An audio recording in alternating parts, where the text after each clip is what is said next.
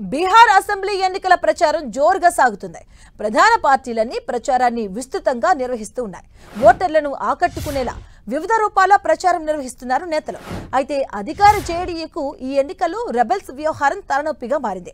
జేడీయూకు చెందిన పలువురు నేతలు ఆయా స్థానాల్లో సొంత కూటమి అభ్యర్థులపైనే పోటీకి దిగారు. దీంతో ఈ వ్యవహారాన్ని తీవ్రంగా పరిగణించిన అధిష్టానం 2 రోజుల వ్యవధిలో 16 మందిపై బహిష్కరణ వేటు వేసింది.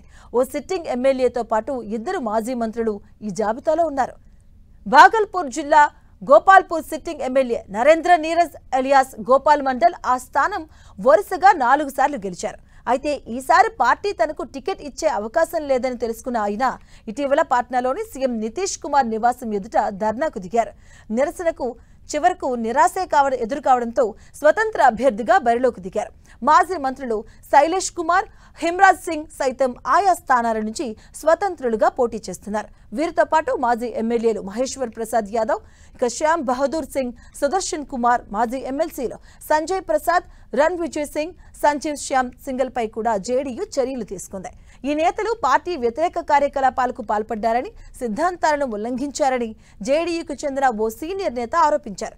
అధికారికంగా ప్రకటించిన అభ్యర్థులకు వ్యతిరేకంగా వారు పనిచేస్తున్నట్లు తెలిపారు. 243 అసెంబ్లీ స్థానాలు కలిగిన బీహార్లో ఎన్డీఏ కూటమిలో భాగంగా జేడీయూ 101 స్థానాల్లో పోటీ చేస్తుంది.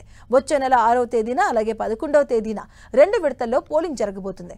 14న ఓట్ల లెక్కింపు ప్రక్రియ చేపట్టనున్నారు.